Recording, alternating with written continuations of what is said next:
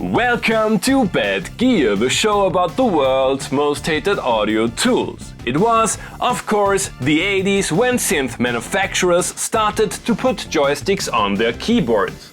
Given digital waveforms a nice stir, started with the 1986 SCI Prophet VS and reached its prime when the Korg WaveStation was released in 1990. Today we are going to talk about the Yamaha SY-22 dynamic vector synth, and although it was released at the same time as the legendary Korg instrument and was more or less designed by the same people, it didn't lead to a similar success story. Still, Yamaha's Rompler FM synth hybrid and little sibling of the more upscale but joystick-less SY-77 did find its way into the setups of renowned artists like Skinny Puppy or Moby. At first you had my curiosity, now you have my attention. The SY-22 has a joystick and is therefore ticking all the boxes. Functional late 80s design and UI, a pretty nice keypad with velocity and aftertouch, pitch and mod wheels for grown-ups, and not much else. Up to 4 sample-based and/or FM elements can be combined to a voice and blended or detuned with the joystick.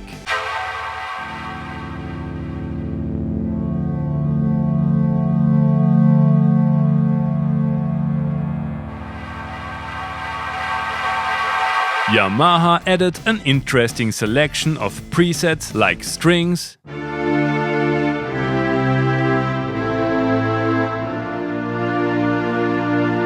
Doogie Howser E-pianos,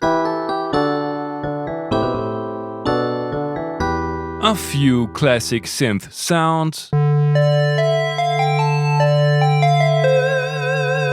the stuff that 80s film students' soundtrack dreams were made of,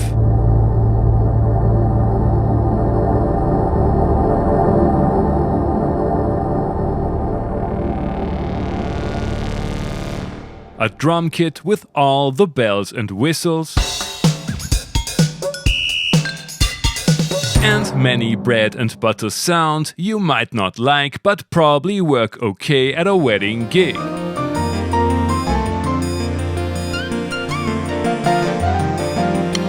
The old-school AWM waveforms are taken from a 1 MB library consisting of 12-bit 22 kHz samples that do have a certain charm to them and include many usable oddities.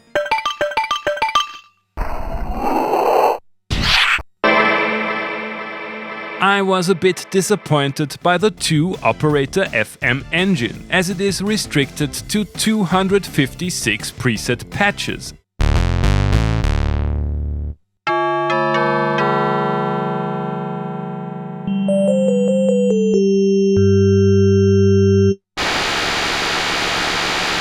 And modulator level and feedback as the only tweakable parameters. Amplitude and pitch can be modulated with an LFO, and there are confusing yet powerful envelopes for each element and a simple one for the entire voice.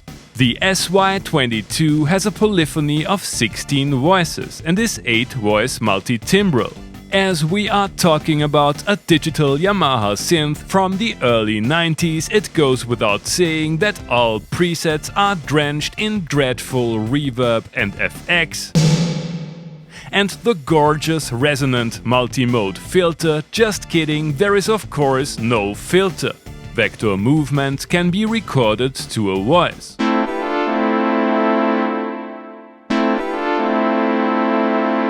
Cool. Many of the internal parameters that are not accessible using the standard UI can be tweaked using Sysex, and the free MIDI Forge SY-35 voice editor works great on the 22 too. Yamaha included a few nice additional features, like waveform sequences based on the internal samples, and a voice randomizer. There are no surprises on the rear panel, the synth is robust and lightweight, the keyboardless and slightly upgraded TG33 might be the better choice for cramped studio spaces, and I'm not sure if putting an SY-22 on reverb for over $600 is good for your karma. Ah, that looks more like it.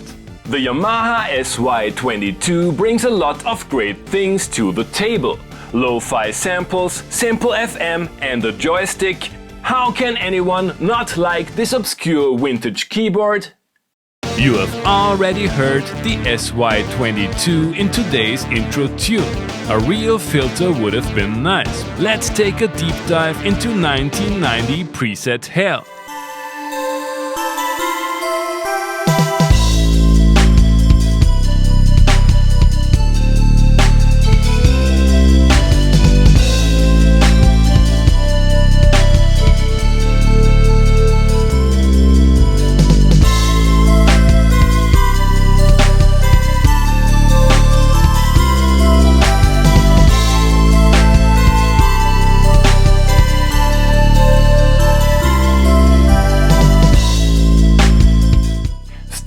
Is strong in this one. One or two of these sounds might be okay in a contemporary arrangement, but this was definitely too much. What is more, without being able to use the joystick, the basic sound elements get boring rather quickly. I wanna know if it can stand its ground as the only digital protagonist in the next jam.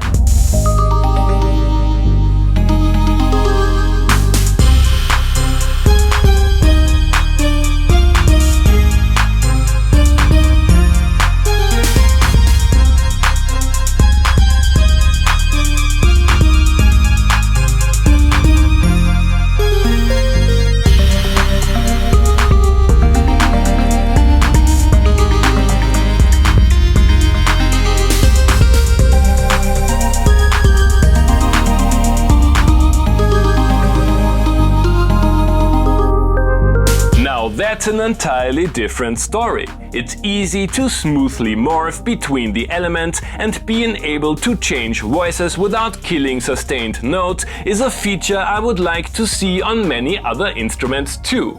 It is tempting to lose oneself in the breathy lo-fi samples and cheesy FM timbres, but the synth is capable of more aggressive and upfront tones too. Time for some late 80s grit in this "Do Hackers Really Say I'm In" holographic hairspray hardcore.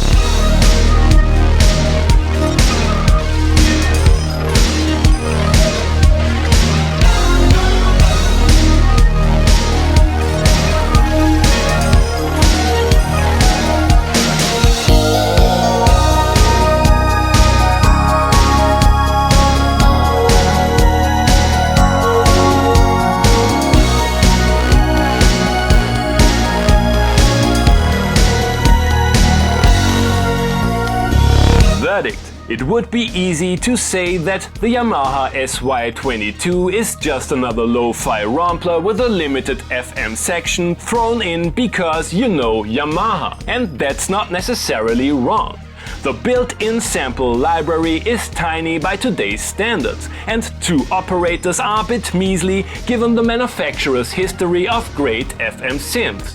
Adding insult to injury, the lack of a filter and the very 80s UI might be a deal breaker for some. However, the ability to blend multiple sounds with a joystick and the smooth workflow once again demonstrate that an instrument is more than the sum of its parts. The SY-22 is not as iconic as its close relative from the house of Korg, and that's actually a good thing. You can still get away with using one of the presets in 2021. Thanks for watching and see you next time!